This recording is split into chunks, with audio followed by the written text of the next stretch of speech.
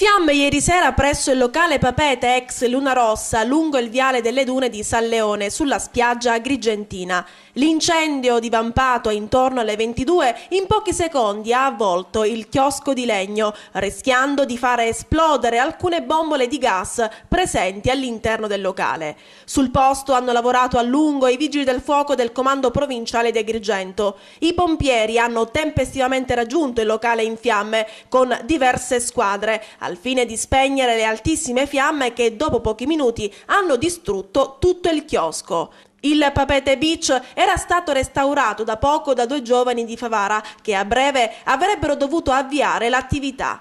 Nei pressi delle scale che dal locale portano alla spiaggia, a quanto pare sono state individuate alcune impronte di scarpe. Ad indagare i carabinieri del nucleo operativo aeromobile di Agrigento, coordinati dal capitano Giuseppe Asti e dal tenente Dario Solito. Secondo i carabinieri la pista da seguire è quella del dolo. I danni ammonterebbero ad oltre 200.000 euro.